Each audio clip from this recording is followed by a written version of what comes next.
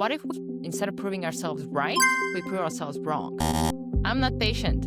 I can't run marathon. Okay, let's see. And it's like, have I actually tried? It's like, oh, I'm not good at like running long distances. Okay, let's unwrap it. Have I actually tried? Have I actually trained for it? No. And it's like, how can I know that I'm not good at it? I assume based on some kind of past experience, but I don't have real proof that I can't and I finished last year the original marathon distance in Athens. I became aware that I was this kind of like insecure, shy kid. I would see that other classmates, they wouldn't struggle with things that I would struggle with. And initially, like everybody who ends up getting in psychology, I was like, what's wrong with me? So I started to look for answers in books and even like with sports, since I was like 12 years old, I would wake up at 5 a.m., do my own workouts before school because but a lot of it was driven by insecurity. I was like, I'm not good enough, so I need to do extra stuff. Find more time to spend with yourself.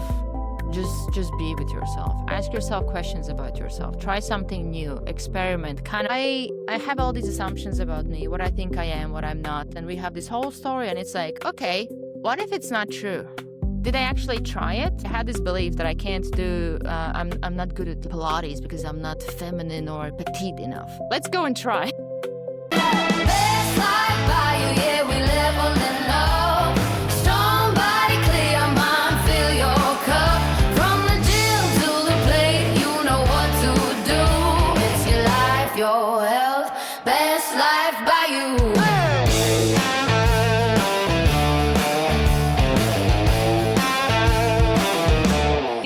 Hey everyone, welcome to Best Life by You, the podcast dedicated to helping you overcome challenges around nutrition, mindset, training, relationships, and well, all of the above.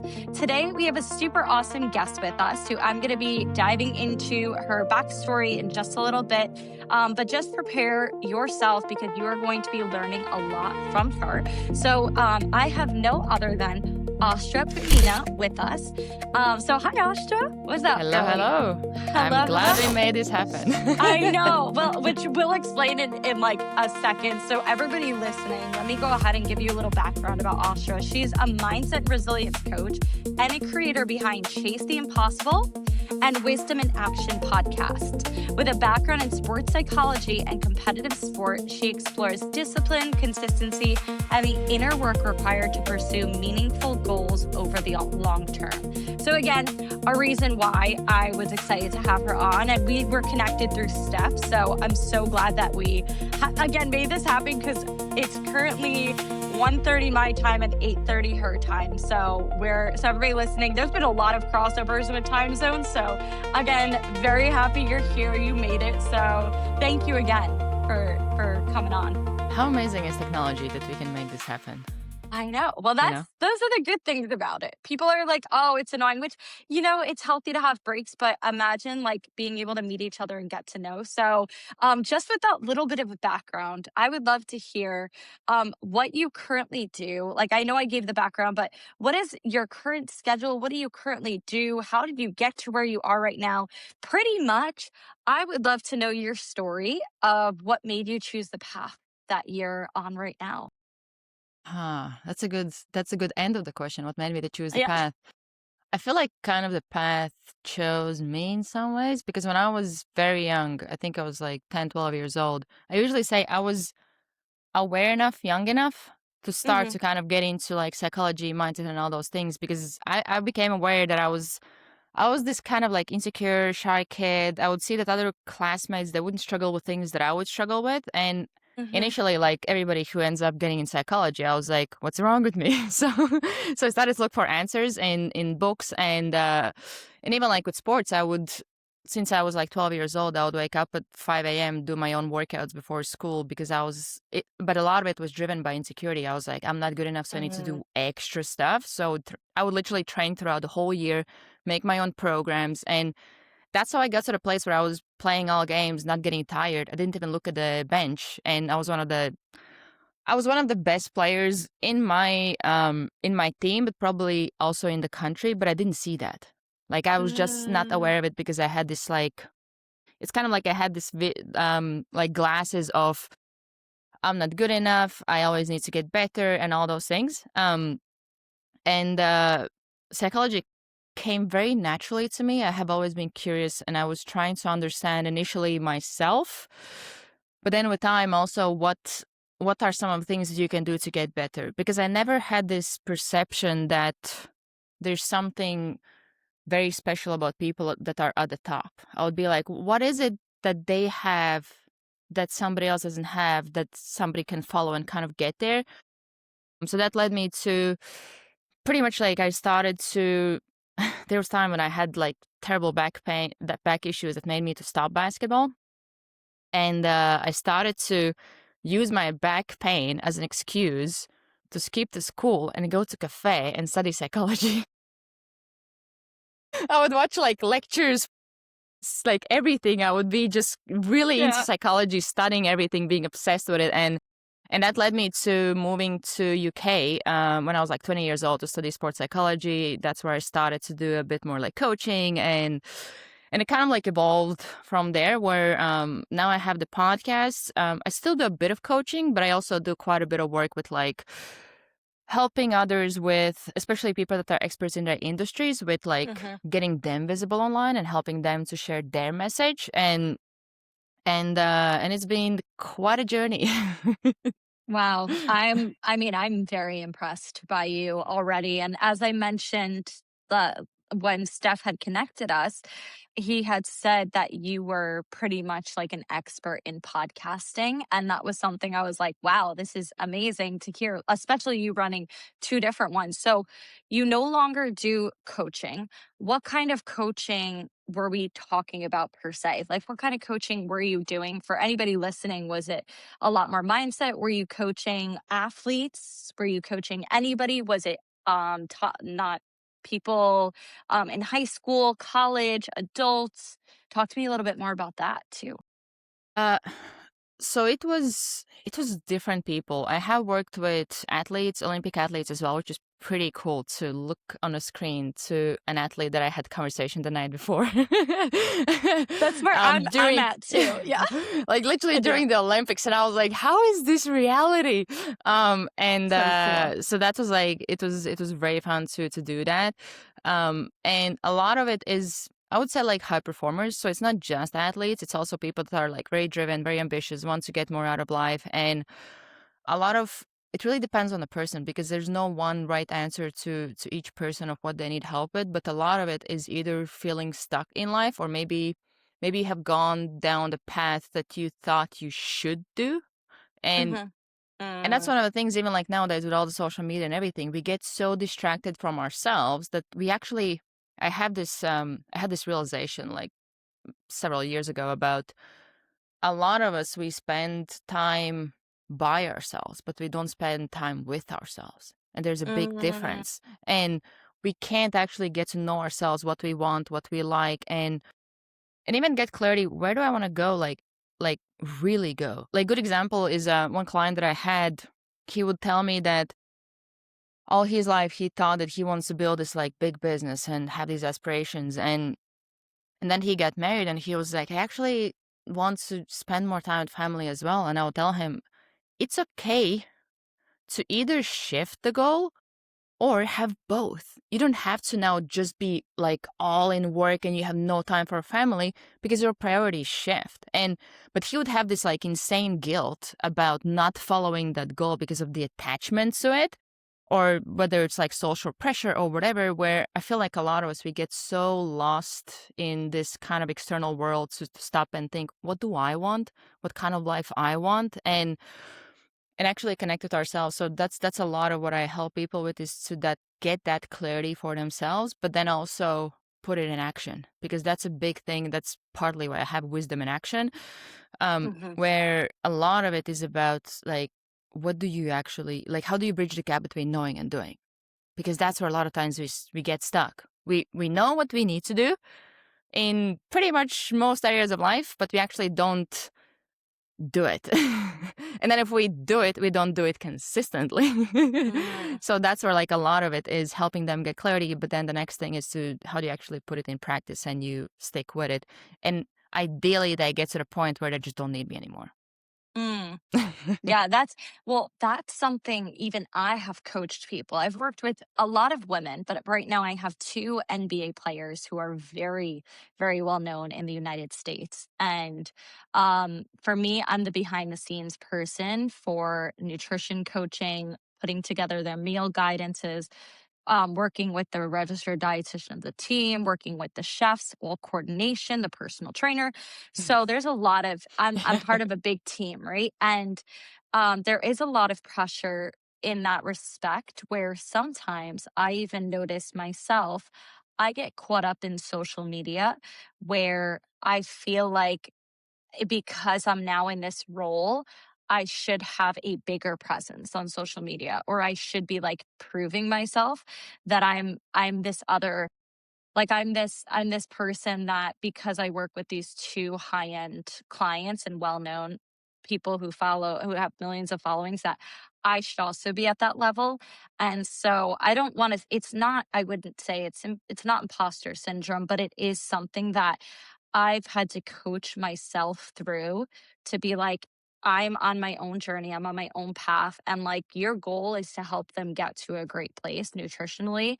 And eventually, like with people who are coaching, for coaching, I want to teach people how to be their own coach, be able to get through life. And I've had clients with me for 3 months. I have one client with me for 4 years. Like, it really depends on their shift of what they want and their priorities. And you talk about that. And that's something for me, even I'm 30, I'll be 31 this year.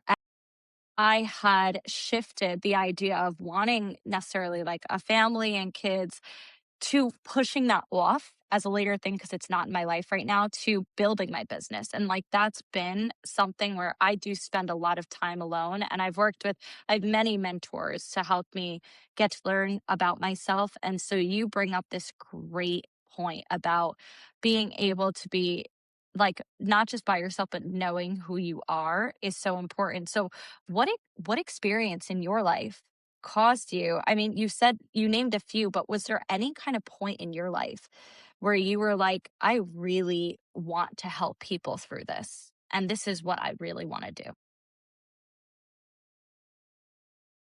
That was very early, but I wanted to touch on a few things that you talked about Yeah. Oh, because yes, please. even like with what you said about with that growth, that's a very interesting one because I feel like it's so. I just find it fascinating all the comparison we do with others, and especially with like somebody else's like day 1,000 or 1,500 to our like day 50 or something Yeah. like that, where we know it's ridiculous, but we still do it. And So true. social media doesn't help with that because it seems like, oh, just because this person has more followers, they must have like More higher credibility, more yeah. experience, more this. Yeah. And a lot of it, I find it fascinating, even like with kind of me working more with experts. There's so many brilliant experts that nobody knows about. And then there's experts that they're just good at marketing. That's it. Yeah. They actually might not be as good at what they're doing. And that's kind of what I wrote down, is that you grow by being exceptional, because then Hmm. people just can't not talk about you. It's just like, oh my gosh, like this girl, she did this, and she's so good. And like the whole experience, customer service, everything is like exceptional. That's how they actually like talk about you. And a lot of it comes from just you doing what you have been doing. And, Hmm. but imposter is interesting. When I have dealt a lot with that myself, even like when I started to work with like one of the Olympic athletes, I was like, why does she keeps coming back? Like, I'm like, Yeah. why is she coming back? And but it's so funny how and I think it's also, it might be important topic to touch on with this, is the Yeah. confidence, because I think a lot of times Yeah. it seems like, oh, we need to be this confident person to be, I don't know, to achieve things, but you get the confidence by doing it. And then when you have put enough reps, that's where you have the competence. And that's when you're like confident about your ability. I had this interesting networking call with one guy who he helps companies pretty much to get to like 100 million exits or something like that. And we touched on imposter syndrome, and he was like, like I still have imposter syndrome at times because he started as accountant. And I'm like, Mm. really? And there was something about him saying that I was like, oh, so doesn't go away. It's just that it's different kind of level that you reach, but it's kind of still there. And I don't even know if it's a bad thing, because maybe it just shows that you care or that you want to deliver good service. But I find it fascinating because especially when it gets in our way and we actually don't do the stuff, or we start to self-sabotage because we don't think that we're like deserving or those things. And the other thing I wrote down, I'm always writing things down. I love that. Go ahead. is time alone. Time alone. Yeah. That's a big one. I can relate so much to that, because when I moved here, this is my third country. Wow. When I moved here, the first, I would say 1.5 years, a lot of it was me kind of self-isolated. Partly because I was still going through my weight loss journey. So there's insane shame that comes with that. You don't want to be seen and all that. I know that played a role in that. But also I didn't necessarily have the community built here. And I had this, I don't know why, I had this mindset of like, I don't know if I'm going to be here long. And I didn't even start to look for people. And then soon enough, I found the basketball team that I joined. Then I went to triathlon swimming program. So I have swim buddies now. And then I went to Pilates. So I have people that I can go to Pilates with. Then I met some people that are like in business. So now I have people that I can co-work with, where it's insane how much the sense of not being alone and having community changes things. Because for me, but also having the right people, because with some people I'm starting to outgrow them, where now I'm like, okay, I've done that. Yeah, that's a I have gone through it twice. Because the first one, I knew that it was kind of like very clear that we're growing apart and it's not alignment anymore. This time there's still alignment, but it's kind of like, for me to stay with them, I have to push some brakes.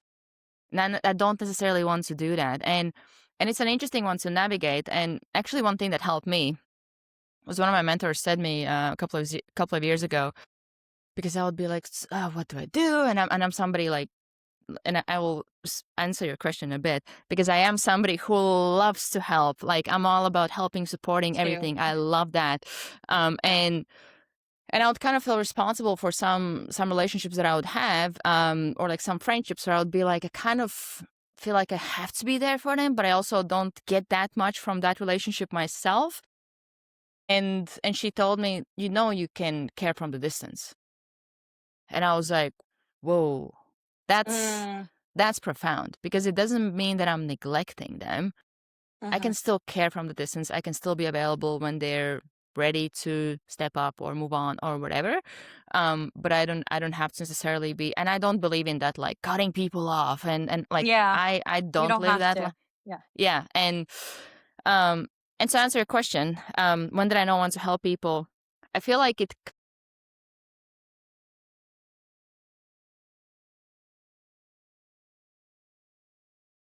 growing up, a lot of what I did is 5 a.m. mornings. Then I go to school. After school, I go to basketball practice, then get home, do homework, repeat. Weekends are games or going visit like grandparents.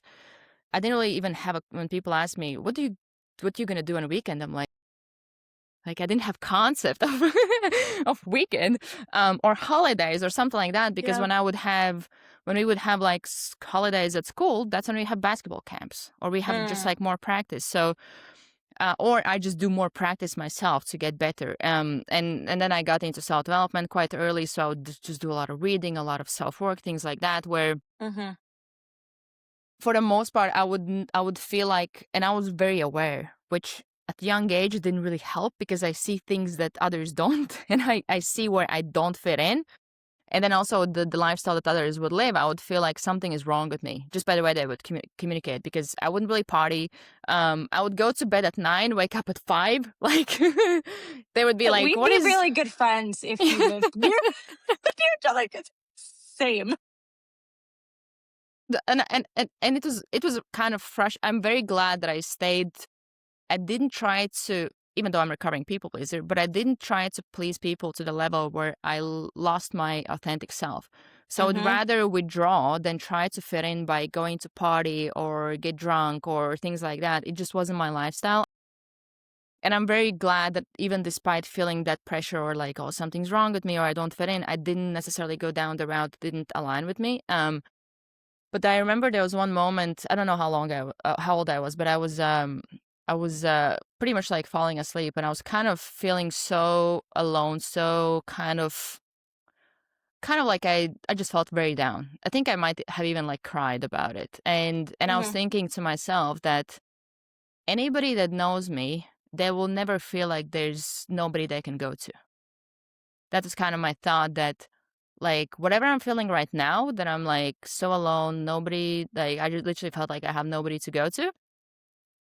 I was like, anybody that knows me, they will have at least one person that they can go to. And I kind of became that, like, I was doing coaching when I was a professional friend. Um, because that's kind of what I did to my, like, a lot of Yeah. self-development. I would send my friends like different questions or things like that. How do you see me? And then they have Yeah. to answer, and I'm like, interesting. And I became kind of that person that was always like just having some kind of challenge or working on Hmm. something.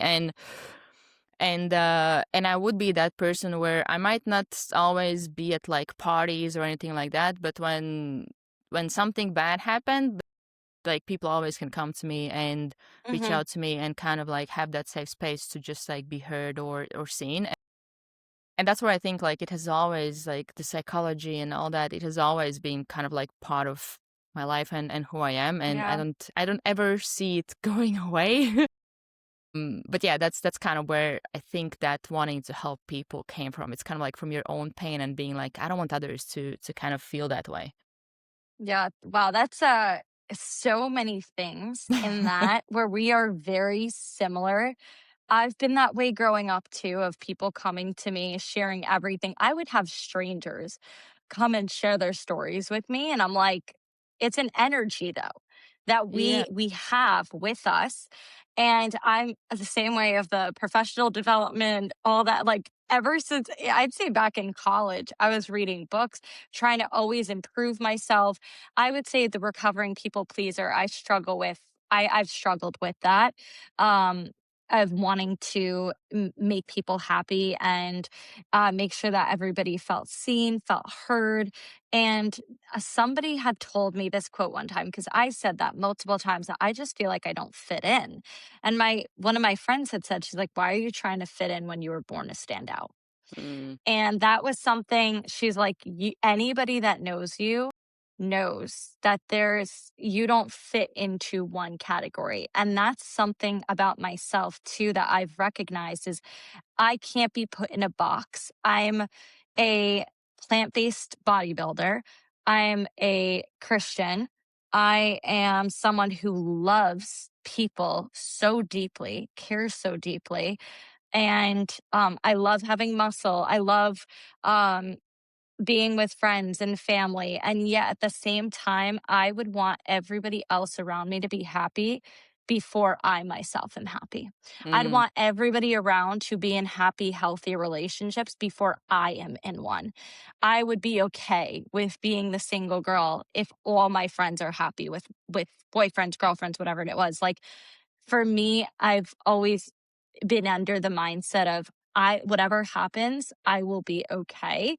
Cause again, trauma, been through so much. yep. Literally growing up, near death experiences. I've been Oof. through a lot on my own and had to heal a lot on my own, that I'm now comfortably at this place in my life where I'm like, you know what? If I've been alone for a long time. I've been on my own since I was 17. So what, over 13 years I've been on my own. And for me, I'm like, I'm comfortable with doing that and continuing to challenge myself and push myself. Overachiever for sure, by far. And there is a part of me that feels like I'm still working on needing to prove who I am, Yeah. because I didn't go to school for what I'm doing right now in my line of work. And I did postmasters, post education certifications after school. But part of me is still holding on to this identity from over 10 years ago of when I went to school and studied education, feeling like, well, am I truly the best at what I'm doing because I didn't go to school, I didn't go to school for this, but I know I'm where I'm meant to be right now, but that's where the imposter syndrome kicks in sometimes because I'm like, I didn't go to school for this. Yeah, sure, I have educate post master's degrees in nutrition, or not degrees, courses, coursework, education, but there is part of me sometimes that I'm like, this is an imposter syndrome that takes over. But at the same time, I am so passionate and so good at what I do that no one's ever questioned. And I feel like also that God, the universe, has placed me where I'm meant to be. And now I'm with two top players where I'm like, oh, okay. I know what I'm doing right now. Like I everything I'm doing, I'm very knowledgeable. I'm very good at what I do.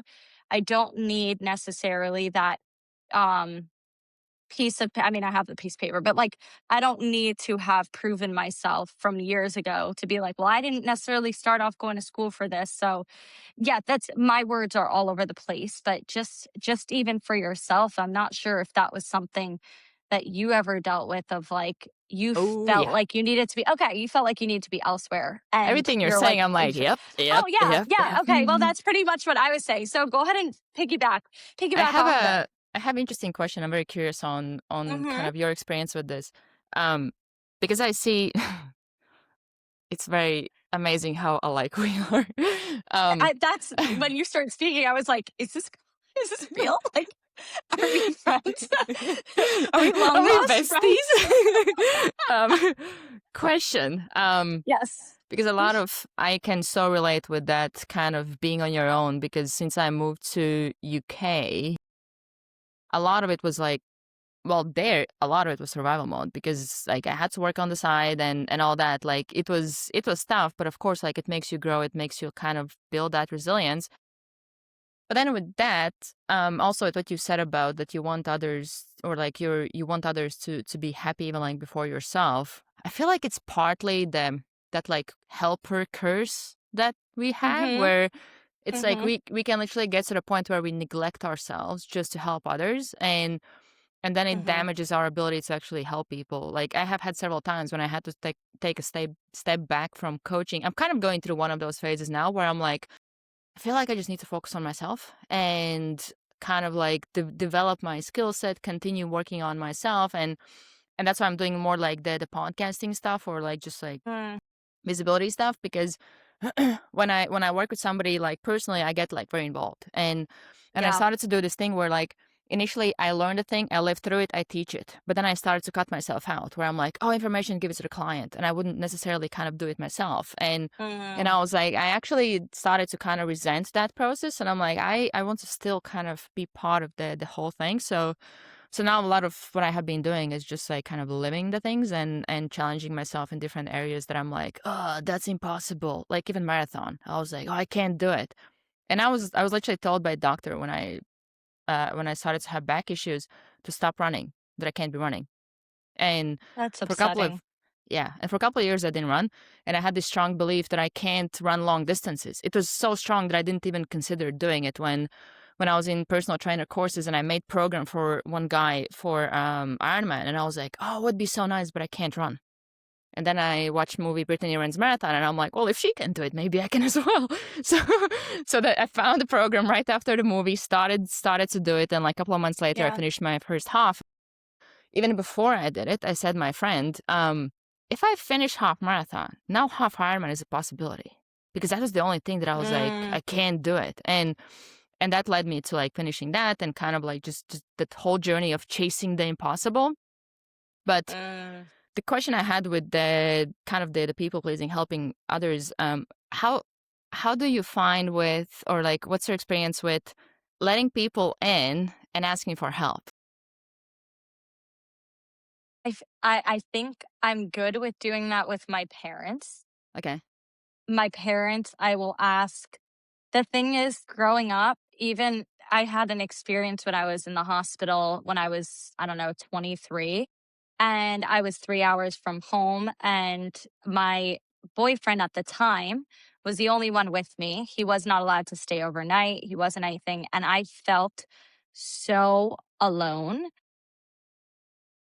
that at that point, I feel like that was the moment where I was like, if I can make it through this on my own, of doctors coming up to me, testing me for, they didn't know what I had. I was just so sick I got the flu shot.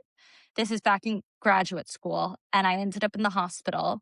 They sent me in for CAT scans. They said that I might have leukemia. Like, all these things were being thrown into my brain.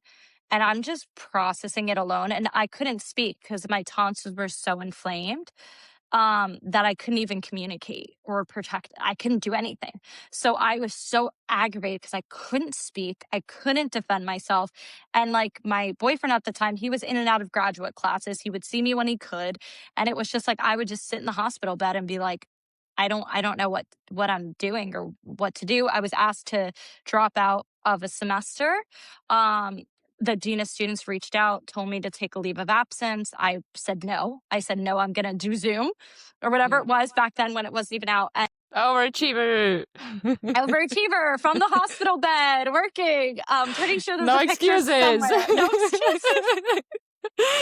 So there's a lot to unpack of letting people in, per se. But at that point, I figured I can do this by myself. I have my faith. It's me and my faith. I can do this by myself. What's the point of asking for help if I could do everything myself anyway? So I've started with my parents. I will ask them for certain things of, like, in my apartment, like even the wall behind me. I was like, Dad, can you come help put up this wallpaper? And my parents were able to help.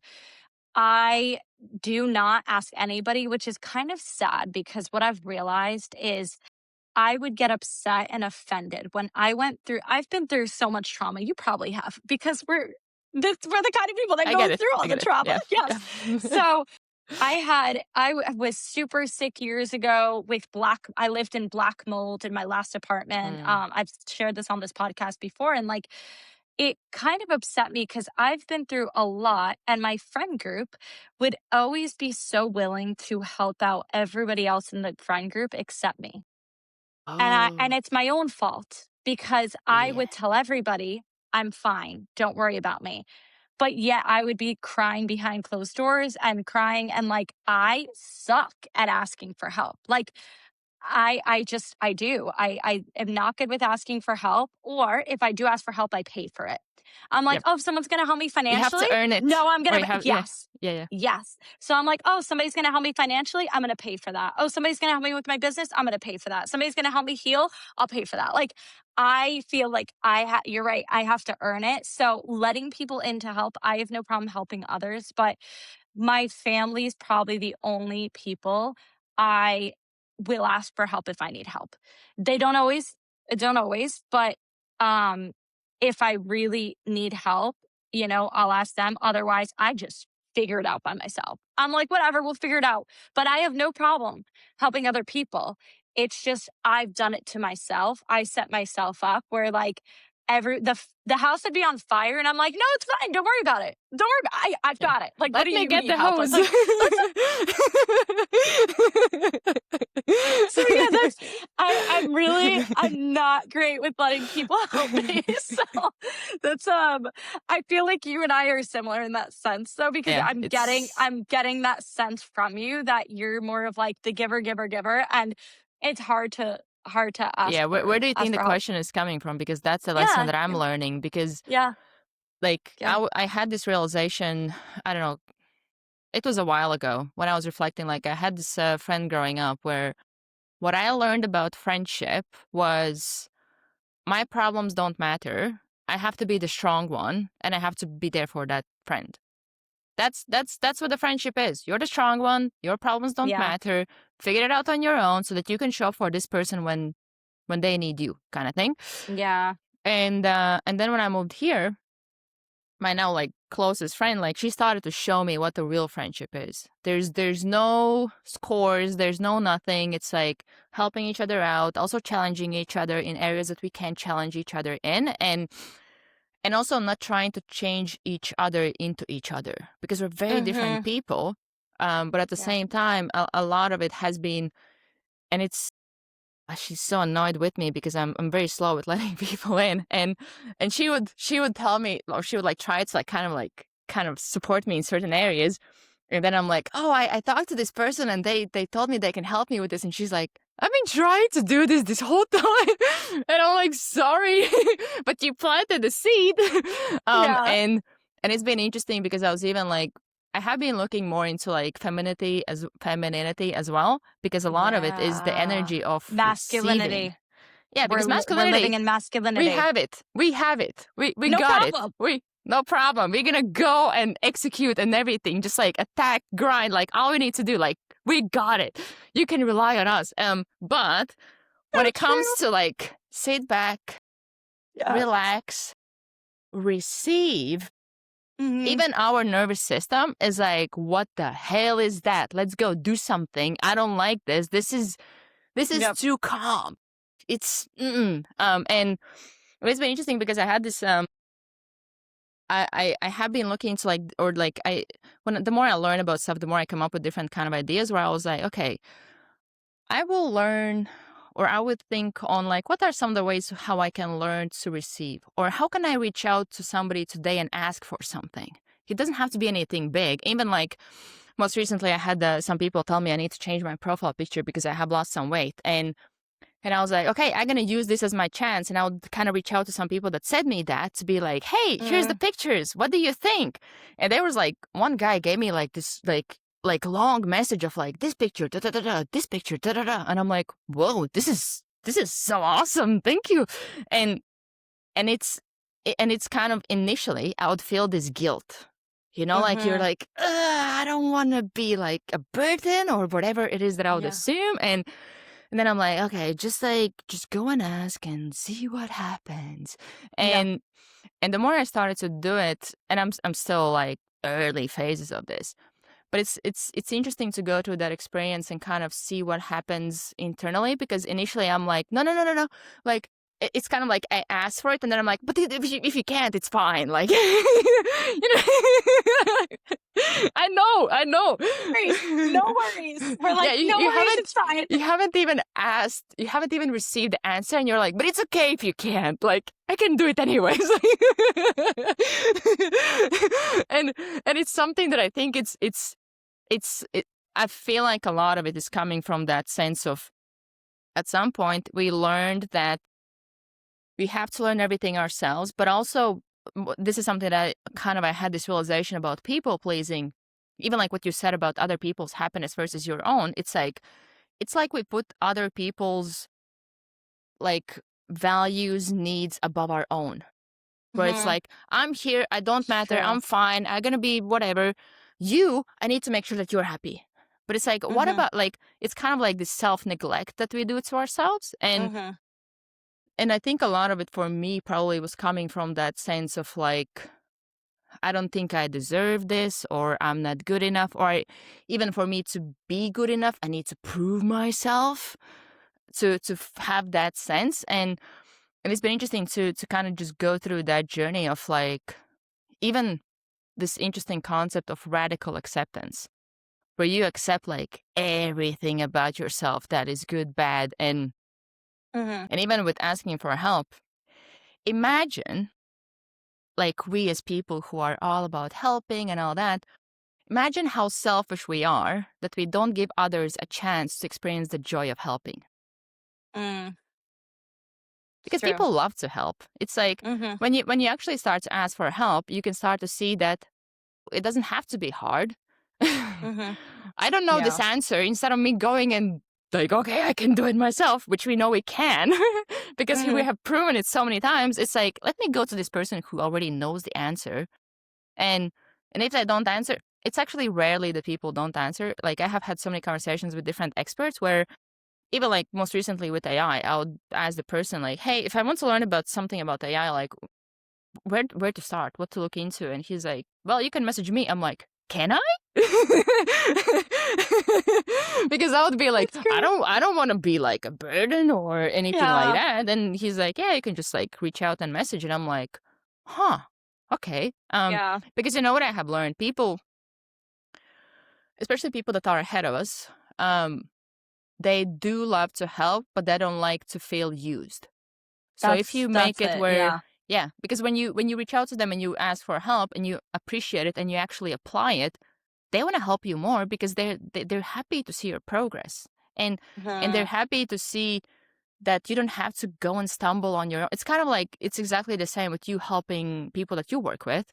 You don't want them to go and like figure it out on their own. But there's this kind of, we have this like, I don't know what's wrong with the perception that we have, where it's like, yeah, it's them, but like for me, it's different. Yeah, there's so much you say. I mean, everything you're saying, I just resonate with so much. And truly, it's kind of scary, everything you're saying. I'm like, oh shoot, like we're High really the same. But achievers. it's the high achievers for Yeah. sure. And it's really learning. And that's something I've learned about myself is um when I do, because I've asked for help in some respect. What I also know to do is I ask them once and then I offer, if they offer a service and I've asked them one question, but I'm not good at asking questions. It's if I do give them or ask a question, I at least offer next time. I'm like, can I give you payment? Can I do something like that? Actually happened recently with one of my friends who's a lawyer. I had asked him because I needed an immediate contract within 24 hours for a client, for a high-end client. And I texted him and I was like, because he's done it before. So I was like, please let me pay you. Let me pay you for this. Let me give you something. And he's like, technically, I can't accept payment because it would have to go through the firm. He's like, but you could take me out to breakfast or like, let's go get coffee and that's fine. I'm like, that's not enough. I'm like, please let me give you. So I like gave him a gift card with money in it. But the first time he did it, and I was so appreciative of it. And I was like, thank you so much. And I was, at least because I actually had a few friends, I was in a predicament where I'm like, I need a lawyer to write something for me. And they were like, well, why don't you ask him, like our friend from church? And I was like, I can ask him, but I need to offer something. Like, I need to offer that I pay him. And he literally was like, please do not pay me. Please do not. And I'm Do you like, know no, where I that have to give need you. is coming from? Like, what would happen if you were just like, yeah, let's do breakfast? That's, I don't know. I don't know where the need is to like have to pay him or whatnot. I think it's probably growing up. My mom, even when we were when my mom was working because she used to own a business, she would drop us off at her mom's house and pay her mom, and that was it, to watch us. So like I grew up in an environment that my mom would pay Very for. transactional, yeah. Yes, very transactional. And it was like when I had entered my past relationship, I was with this guy for a few years, and he and I used to have a dog together. Um, every time that we dropped her off at the mom's house, at his mom's house, I was like, can we like give her? He's like, what? You pay your family to watch people? I was like, yeah, that's what I grew up in. He's like, no, that's not how it is. And he was Hispanic, he's Colombian. We're very American. And I also had another girlfriend of mine who is Hispanic, and she had culturally grown up because I had asked her at one point to watch our dog for a few days. And she's like, "You're not paying me. Are you serious?" And I was like, "No, no, no, like we're going to pay you whether you want it or not." And she's like, "I'm insulted. Like, why would you give it to me?" So like for me, my perception, and it could be a culture thing, but like everything has been transactional growing up, just of what I've witnessed. So I think for me also, it's been like, no, let me pay you. Like, no, you drove me here. So for me, I've met people, and honestly, it was a good thing with my ex because I realized like, even when his friends all helped, I didn't ask any of my friends to help us move when we were moving. He asked all his friends. He's like, yo, no, he's like, he told his friends, he's like, you guys are going to help us move on Saturday morning. And they were like, okay, cool. They brought the truck and he's like, I'll buy you guys pizza at some point. And they were like, okay, cool. Like, it was never a question. It was just like, they did it. We're like, I did not grow up with that. I did Yeah. not. It was like, even when I moved myself in this apartment, my parents helped box stuff up, but I hired a moving crew. I didn't ask my friends. I didn't ask anybody whatsoever to help me move. I was like, no, I'm going to pay for a moving crew. I'm not going to burden anybody I else to got help it. me move. Yeah, that's it. So I will say it's probably part of growing up that I've experienced that and where it comes from, but it's so eye-opening to see now that such different cultures wouldn't even think twice about it. Where like, I don't know if it's an American culture. I don't know if it's a white people thing. I don't really know what it is, but like it's very I've learned that a lot and I've seen it with just different cultures around me in New York. I think I highly doubt it's just like one, or like it's Race or cultural. gender or Yeah, something, yeah, yeah. yeah. Because I think a lot of it is upbringing and also your experiences of what Yeah. you learn. I know it was the case for me because it's very strange that like when you're naturally a giver and it's so hard for you to receive, it's kind of like you feel Yeah. like you don't deserve it. And I think that's where I find it very valuable to practice that. Even like, how does my nervous system respond? Because a lot of what it is, it's just like it's unfamiliar. And Mhm. but then when you start to experience that, it's actually, like for me, I think now that I think about it, one of the thoughts that came to me is that like you kind of feel helpless, where it's like, or I feel like Mhm. because I'm asking for help, I'm weak or I can't do something myself, or I'm not this independent woman who can do Mhm. everything. And it's kind of like I was thinking about it some time ago of like how stupid it is to try to prove I can do something myself and spend like 10 times more time instead of just going and asking the question to somebody who knows the answer, who actually would happily give it to me. Mhm. And even like kind of like with your example, even if they do that, it's still like, but let me give you something. Let me buy you wine. Let me take you out to eat. Let me do something. Yes. But I think Yes, yes, something that yes. that actually really helps, even like with examples that you gave, is, and it has helped me a lot, is learning or changing through osmosis, where you kind of observe others and you start to see that, oh, there's more than one way to live or approach things. Mhm.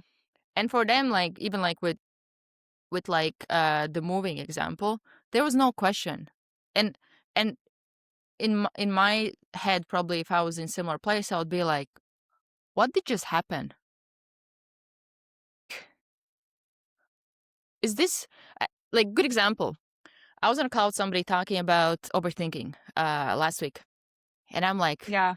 I'm like a pro overthinker, and he will tell me like, I don't understand why you overthink and you make your life harder than it should be. And I'm like, Mm. yeah, like me too. It's not that I want to do it, and I'm kind of like trying to explain it, and I didn't feel understood about it. And the next day when I went on a walk, I was thinking like, what if instead of trying to be understood, I actually focused on understanding the person who doesn't understand it, because then by trying to understand in his mind, I can open up a reality where I might not overthink, which is something that I don't want to do in the first place.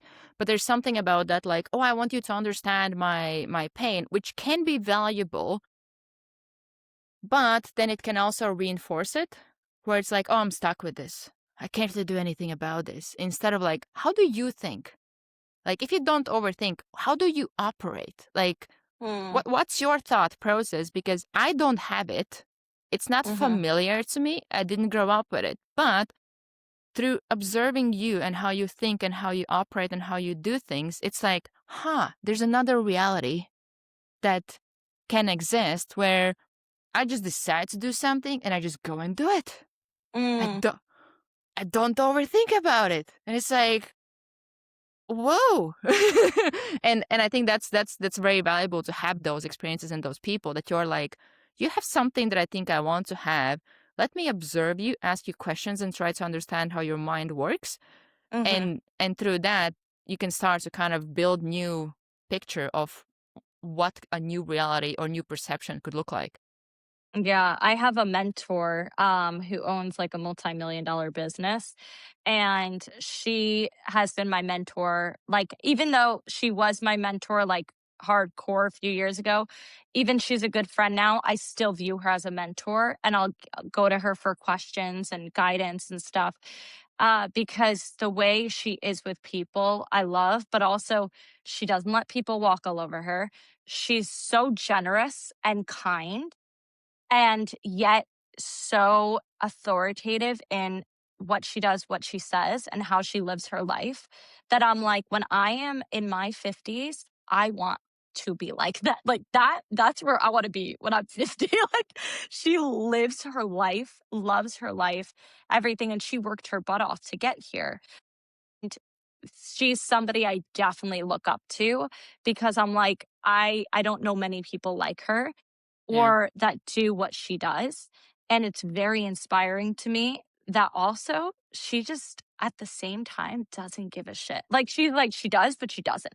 And it's so boss like that I'm like, it's definitely masculine, but yet she has such a great relationship with her husband, her son. Like she's definitely in her femininity around her husband. Like, and that again is something I look and aspire to. And I'm like, wow, that would be wonderful to have that. And it's again, everything you've touched on, I'm just like, wow, you're making me think a lot of reflection, a lot of points of like questions that you may ask, like, well, why not me? Why do I not deserve that? So I did want to shift to your podcast though, too, to Yeah. talk a little bit about that of like what are what are the main topics that you talk about on two podcasts? Because usually one podcast is enough.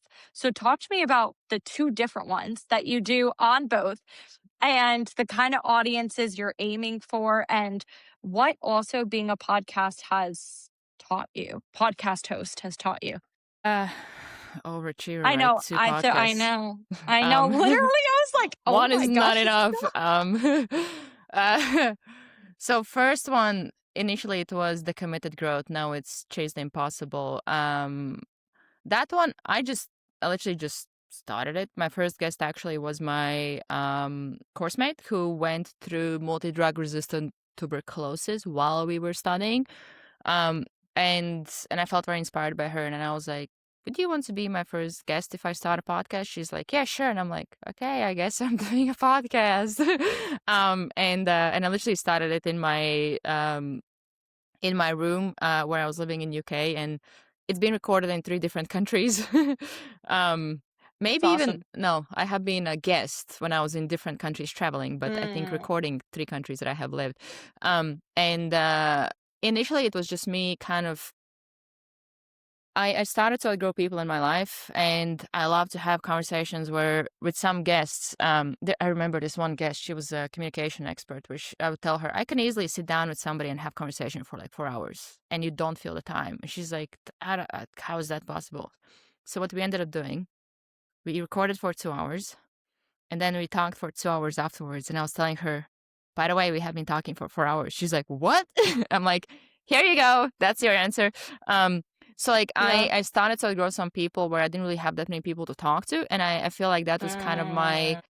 my way of, I remember how scared I was to put it out there. Of like having those conversations. Also, I'm like very, very curious, and I love to have those deep, unfiltered conversations, and Mm-hmm. try to understand people, how their mind works, or things that they specialize in. And so that's kind of how it started, and it would be a lot of like on and off. And then most recently, I started to get more clear idea that I want to shift it a bit more towards like my generation, because I feel like there's so many things that it's not even necessarily our fault of some things that we might be struggling. A lot of it is like environment and like social media and Mm-hmm. all those things. But at the same time, it's our Yeah. responsibility to like work on ourselves, improve and get better and all that. So, and I have learned quite a bit of lessons in my journey, and I kind of want to pass them on to others and help them. So that's where like a lot of what I'm doing now is getting on people either that are, I should get you on, by the way. I would love to be Yeah. on. Yeah. Tell me Done. when and where. I'll be on it. Yeah. And kind of the idea is to get others on, especially people that are like highly driven, ambitious, Mm-hmm. kind of like us. Yeah. Yeah. That have And a kind checklist every day. yeah, because a lot of exactly, because a lot of it is kind of feeling lonely in your journey, or feeling like even not necessarily something is wrong with you, but like you don't fit in. But I know that for me, that was my journey, where I was like, I just want to feel understood, but I didn't have the space around me Mm-hmm. to do that. And I want to get on people that can share different stories of like different, like I had recently KJ on, where he was talking about we talked about it only like, it's so funny. That was the topic we wanted to talk about. We talked about it last 15 minutes, where he has a job that he loves and he's great at it. He can provide for his family and everything. And I initially said to him, like, let's get you on and talk about how you don't necessarily have to have a business, because everybody's like, oh, start your business, do your thing. And he's like, I'm happy where I am and I'm doing great. And he has a lot of free time. He can spend time with family. He's always with his Amazing. family. Yeah. And that's where I was like, I want to share your story, because I feel like there's all these messages of how you have to live your life. And you're showing that you can have a great job and you will be fine. And that's kind of what I want to do, is get on people with different journeys, different kind of experiences, different like careers, and get them to share how they navigate life or things that they have learned. And so that's kind of Chase the Impossible. And Wisdom and Action, that was interesting when it came from podcast kind of networking, where I started to see that there's a lot of what I call wannabe experts, and then there's real experts. And with wannabe experts, now it's all the social media and everything, it's not hard to pretend that you know what you're talking about. And at the same time, with real experts, a lot of times they have decades of experience. They didn't grow up with social media. They might not be as comfortable in front of like camera, but they literally have all the content, all the value is within them already. And so I wanted to give a platform for them to, and also I love the concept of, that's like one of the lines in the podcast intro, is to bridge the gap between knowing and doing, because that's where the wisdom is born. And that's been like biggest change in my life, is I know a lot of stuff, but it means nothing until I actually apply it. And that is one of the hardest like things to tackle. And I have had so many different experts on, and I get people that are experts in their industry, and we kind of just talk about whatever it is that they specialize in, and try to make it as practical as possible for people listening, so that they can apply something, take some steps, and don't end up just like consuming. But the idea is to actually hopefully inspire them or influence them to actually go and do something, because that's where the change actually will happen. So those are the podcasts that I do. I love both of them. Well, I'll be putting it below for people to listen to, because I love listening to people who can inspire me and also are not in the same field as me, or even, it's like you said, the fitting in per se, like what does even fitting in mean? But I already know I don't necessarily fit in with a lot of people. I just don't. And even when it comes to, I'll go on talking about my faith a little bit. A lot of people are like, you have to go to church. You have to go to church. You need a community. You need a community. And I'm like, my faith is so strong. I don't have to physically be at a church for such strong faith, where like a lot of people will see that as like, no, you have to do these things. And I'm like, but I don't. Like, I don't have to be doing those things. Even being plant-based myself, like, there's barely anyone around me who's plant-based, but I know what I'm doing is right for me. And so I I need to understand, like, this is right for me and the way I'm living, that it also is really hard because I don't have as much patience to talk to people who are full of excuses. I'm like, when Yeah. people have excuses or shit, or like, oh, my health is so bad. Well, why don't you change your diet? I've tried everything. Oh, have you tried tracking your macros? No, that's too much work. I'm like, okay, I have no patience for you. Like, when you say you work with high achieving individuals, I do too now. Like, people have to apply to work with me.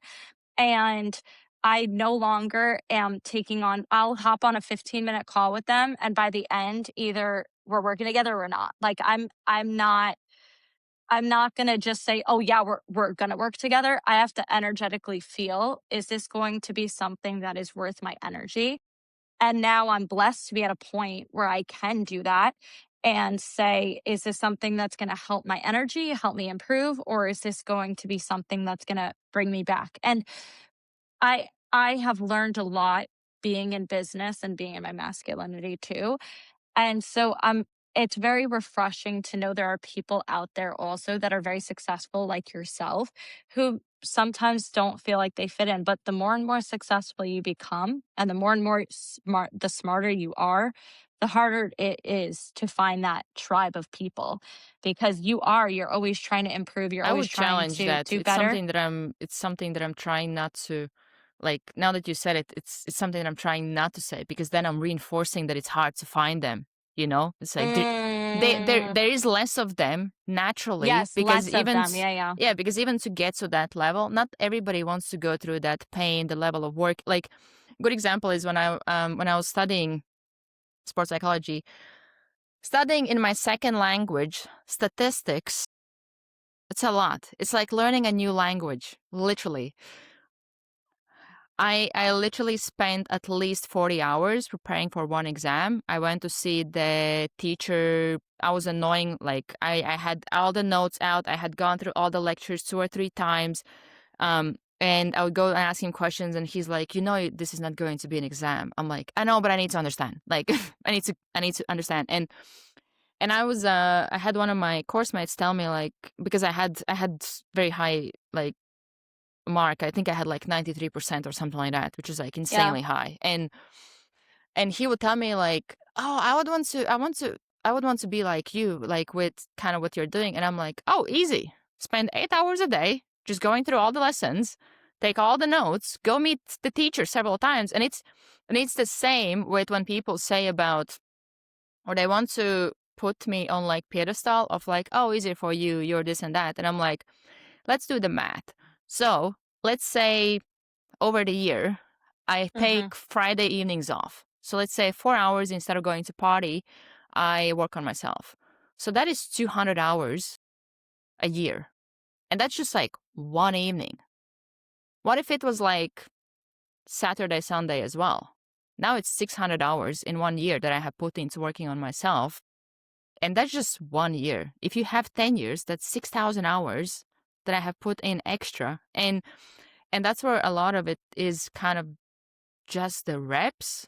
And even like I had this question somebody asked me, like, what's something you're most proud of? And I'm like, the person I am today, because I didn't think I could be this person. It's like if me 10 years ago would see the mindset or kind of the way I am, all the things, should be like, yeah, right. No way. Yeah. No chance. And I think that's something that is kind of, we need to be mindful about it, because I think naturally it is, you feel like you don't, not necessarily don't fit in, but that you are just different. Like, you can't, even now, like with my basketball team, I see it so much. I'm literally scoring half of our points, and I'm starting to be like, okay, like what, like, I want to see more of that kind of competitiveness and all that, where I'm slowly starting to top out, and I'm like, I don't know if I'm gonna join next season. But the coach had said, like, if you go, I go. And I'm like, okay. But that's where I'm like, No. I can push it to the point where I'm like, I have tried everything, and it's like, if I don't see the drive there's not much that I can do. But I also understand it's not priority for others. This is like amateur league, and that's where, like, for me, it's like, but I need to be. I'm describing myself as German Shepherd. I need to have a mission. I need to be working on something. I need to have a challenge. Otherwise, I become like destructive. That's me. Yeah. Exactly. 100%. Yeah, but it is like, that's where even us meeting, that's a good example that it doesn't have to be hard. It's just that it might not happen as often. Or we might not have found the right circles or the right kind of places to be. But naturally, the more we step into our like power, the more we're going to start to attract those people. Because it's been very... Yeah, sure. Laws of attraction. Yeah. And good example is when I did networking, I was like, oh, I'm not good at people. I'm going to start talk to a lot of strangers, reach out to people, do calls one-on-one. And I noticed that initially I would have calls when either people wouldn't show up or they would be like kind of not that good at what they're doing. And I was like, I don't know if this is worth my time. But then at one point there happened this shift where I started to meet like insanely accomplished people where I'm like, how am I having conversations with these people? And there was this clear shift where it felt like either I had stepped up into kind of like a higher level, because I had changed nothing in my approach. Same message, same platform, same everything, but the people showing up were very different. And that's where, like, for me, a lot of it is partly like, walk your path, trust the path, keep working on yourself. and just trust that you will start to attract those people seemingly out of nowhere. Hmm. Yeah, I like what you said though, because I'm very much along that too of like certain people will exit your life. It doesn't mean you need to cut them out. If somebody's hella toxic and really bad, Yeah, that's distance different. yourself. You can, it's different. But it's certain friends you can, yes, you might outgrow, or you might have very small connections or similarities with them about a certain thing, but it does not mean you need to cut them out. I really like that you said that, because we don't necessarily have to cut out people because they served a purpose at one point in our life. And I like that you mentioned that, because there are many people who are like, no, just cut them out, just cut them out, start clean. But the more, it's true, the more you start to elevate yourself, the more you're going to attract those people who are going to continue to bring you on a path that also are at that level. That's pretty much where I'm at now. And I went through a huge business shift completely, where I would quote unquote undercharge a lot. As you know, my friends and my own clients would tell me that I don't charge Mm. enough. And so I got that from my parents, because they, you know, they would always say, like, you're charged, it's too much, it's too much, it's money. Like, and I started to surround myself with people and do my own research where I'm like, oh no, I can up my price. I don't need to go crazy, but I can up them, and people will pay, and people do pay. It's like when people want it, they will pay. And so that's something I've learned over time, is like, now I'm starting to take on only high achieving people. When I say motivated, high achieving people who are willing to put in the work, not people who are just going to be like, oh, well, I can't today, because there are people with money who will do that. I don't want your money. I want you to be able to set a goal and stick with it and stay with it. So that is something I've learned more and more and more. And I can only imagine in 5 years where both of us are going to be, of like where we're going to be with your podcast, with podcasting with clients. And even for me, my goal is to reach large amounts of people, and I'm sure yours is as well. And you're such a wealth of knowledge. In just this Thank 60-minute you. talk, I was like, oh my gosh, I wish this girl lived here, or I lived there. Like, I wish to replace her. But I will say, my coach, who's one of my dear friends, is in Australia, and she and I, we've only met up twice. Out of the past 5 years, we've been friends, and like, we're on FaceTime, we're on Zoom, we're on stuff like every 2 weeks. And so you can have that beautiful connection because of technology. So it's really refreshing, though, to know that people exist like you, that are so similar, but also so committed to helping people grow, helping people be heard. And for me, I also am a person, like, I'm not going to cut out people. I want people to grow and succeed.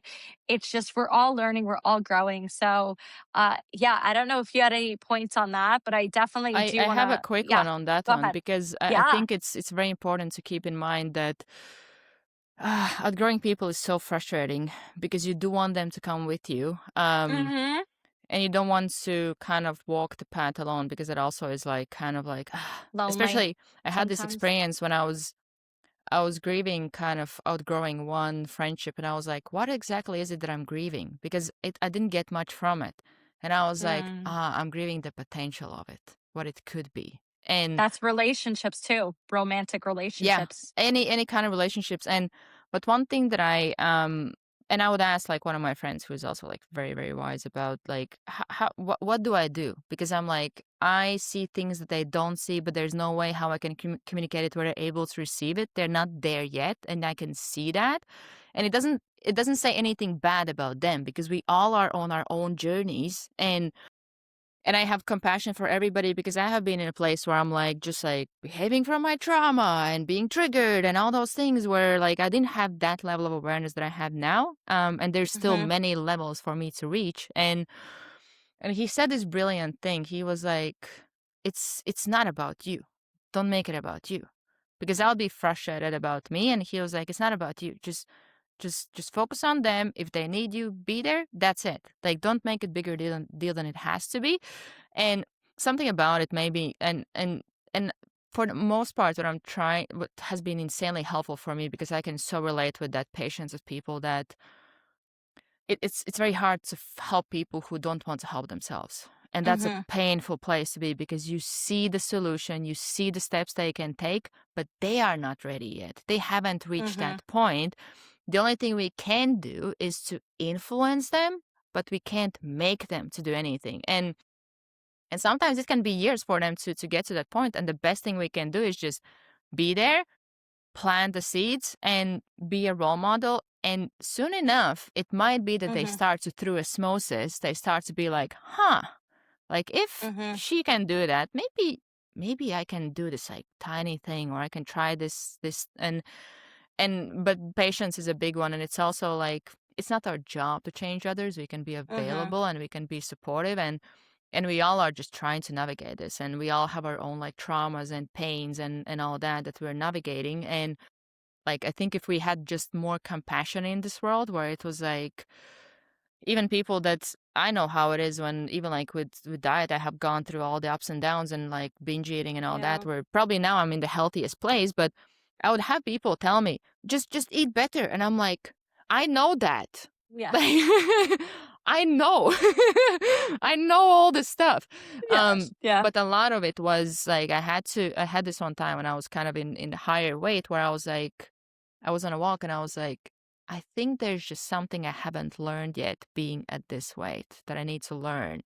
And a lot of it was just like going through that whole like healing journey. But I think we just need to be kind of more compassionate, more kind towards each other. And you will be surprised how much that does. I bet.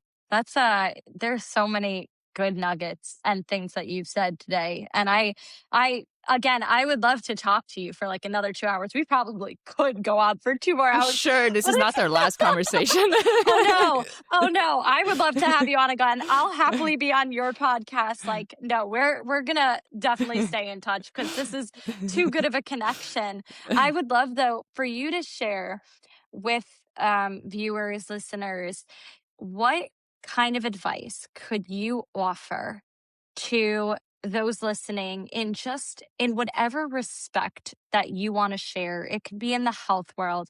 It could be, well, health is a spectrum. So that covers mindset, that covers nutrition, that covers all of that. So what kind of advice or takeaways would you like to share with people, just to leave them off on an inspirational note? I think one that came in mind, because I also was watching your video on the offline thing that you shared about, or like scrolling. I think one important one might be to find more time to spend with yourself. Just be with yourself. Ask yourself questions about yourself. Try something new. Experiment. Kind of have that mindset of, I have all these assumptions about me, what I think I am, what I'm not. Like, oh, I don't like this because, and we have this whole story, and it's like, okay, what if it's not true? Did I actually try it? Like, did I, like, I had this belief that I can't do, I'm not good at like Pilates because I'm not feminine or petite enough. And I'm like, okay, valid point. Let's go and try. And now I'm like, I'm doing Pilates and I love it. And if I didn't challenge that, it's kind of like, just instead of assuming you know yourself, actually try, like, challenge things that you think are true, or explore, learn. You don't have to now build career out of it. Even like with triathlon, people would be like, so you're going to be triathlete now? I'm like, no, like I just did it to challenge myself and learn about myself. But that's a journey that I had to go through to kind of learn, explore, and it's like, okay, what's next? And it's, you kind of go on that, like, a lot of this is just like, don't get stuck on, you have to find the right way, the perfect way. A lot of it is just like, this is the big one, or that's maybe the main message. Approach things more with curiosity. Yourself, others, things that you do, life, world. Just be more curious instead of judgmental, and you will, like, you might not even imagine where what things that can happen, or the doors that you can open, or things you can learn, connections you can build, and the depth of kind of connection and authenticity that you can reach. Yeah, that's so well put. I think somebody had said to me one time, they had said, the best things you can learn about yourself are through like relationships. You learn about how you are and how you behave. Because for me, I've been like very single, very, very single. And I had somebody one time recently mention to me, like, you can learn a lot more in a relationship about yourself. And I'm like, it's not like I don't want to be in one. It's just I haven't found Yeah. that person I energetically connect with. But I have learned because I had these perceptions of me, for example, of I'm not patient. Because that's how I grew up and I was told by my family. Yet I have so many friends who are like, you are so patient and understanding. They're like, you are one of the most patient people ever. And I have these people telling me stuff and I'm like, no, that's not me. That's not me. So it would be wise, perhaps that's the word, to just observe and maybe inquire from your friends about certain behaviors about yourself. Is there anything you see in me that you That's a really good question. How do admire? you see Or, me? I yeah, asked this, yeah. it was many years ago. Like, I don't know, I was probably 18. I read this book and in there was this question, how do you see me? Good, bad, Uh-huh. doesn't matter. Just ask that question. The answers were very interesting because even people that I thought they don't really know me that well, but I'm gonna send it, they would have something very insightful that I'm like, huh, Mm, you saw this thing about me. Like uh-huh. that's very interesting. And also to add to what you said about the kind of the patience thing, that's another concept that I was told about. Like we have these thoughts of what we are not and what we can't do. What if we proved ourselves instead of proving ourselves right, we prove ourselves wrong? Wrong. Mhm. I'm not Yeah. patient. Watch me. Yeah. Let me. Yeah. I can't run marathon. Okay, Watch let's me. see. And it's like, have I Yeah. actually tried? It's like, oh, Mhm. I'm not good at like running long distances. Okay, let's unwrap it. Have I Uh-huh. actually tried? Have I actually trained for it? No. And it's like, how can I Mhm. know that I'm not good at it? I assume Mhm. based on some kind of past experience, but I Mm. don't have real proof that I can't like, and I finished last year the original marathon distance in Athens. And thank you, thank you. And that's where I was like, at some point that it was so impossible that I didn't even consider it. And now I Mm. have a medal that is like, in case if you Proof. don't believe. I will say I know I could keep talking, but I'll be wrapping it up. Yeah, But yeah, that was something. Have you heard of high rocks? High rocks yeah, yeah. training. Okay, all right. So I figured you would, but again, it might just be United States things, but that's why I was like, I don't know if you've heard of it. So many people in the fitness community are doing it, doing it, doing it, doing it. I've been asked by about 6 or 7 different people to be their partner for it. I've told all of them no. They're like, why? And I'm like, I don't have a desire to prove to myself that I can do that when I know I could do that. I know I could do it, but it's also not my priority right now. My priority is my business. My energy is going to my business. And I don't want to go through the training right now when I know, and my friends have said, they're like, you don't even need to train, just show up. I'm like, I That's don't not how you want to even, operate. I don't even want to do it. Yeah. I was like, I don't even have a desire to do it, which shocked a lot of people because they're like, every single one of them, you just seem like this would be something for you. And I'm like, I don't want to. I don't Well, it want to isn't. do that. It isn't. It isn't. And for me, like even the Murph challenge, are you familiar with the Murph Yeah. challenge? Okay. I've done the Murph challenge twice on my own. No one else. I've done it on my own just for my own sake to prove that I can do it. And I was like, okay, cool. I've done it. Now what? Like Check. it for me, like it doesn't fulfill me. It's more just like, wow, great job. Like, cool. You can do it. I know I'm healthy and fit. Like, you can do these things. So that's not the place I need to prove myself in. There's other aspects that I feel like I need to improve on that are more about who I am and how I go about my business, how I go about my life. And I don't think fitness is one of those things I'm like, I need to sit and prove myself in, It's just not the where priority. I think it's no, it's not that's even like that's proving what it anything. is. It's like that's just not the Yeah. focus right now. I had the same Yeah. thing after I finished marathon on the Yeah. flight back. It was like now the focus it was like clear shift. work is the focus. And Yeah. I'm like, got it. Yeah. That's how I've been. Like I was almost doing bodybuilding shows, and I ended up not going through with it because it was way too much. Like I was like, I have to choose either sacrifice this or do my business. And I chose my business. I chose to do that. And that was something for me ever since I shifted to that. And I went through a whole stage of cutting, body recomposition, all of that. Now I'm blessed that I'm at maintenance now, and I still track and I still am there, but I already went through all that hell that I'm like, no, now I can maintain and be fine. I don't care to bulk. I don't care to cut right now. I'm just going to stay how I am because I like where I'm at. Yeah, there's some things I'd want to improve, but I like where I'm at. My focus is my business. My business was not my focus years ago. So it's like everybody has different priorities in life. And I do feel like one day it'll be for me a family and kids. That'll be, or family, husband, that will be a priority. That's not right now, but eventually that'll be a priority, and your things and your priorities will shift, your goals will shift. And so just talking with you, I'm like, it's so inspiring to hear that we're not alone, but like there are other people who are on this journey who are just very much going through that same mindset. They struggle, even though they might be perceived as super confident on top of their stuff. Yep. We all struggle. So yeah, We all thank are you. human. Yeah. Oh, by far. But thank you, yeah, for everything. I don't know if you had any closing notes. I feel like we're gonna keep closing for 2 more so hours. we're gonna close. No, this is gonna be it. This is gonna be I'm it. just Our gonna come last back closing another note. time and we continue.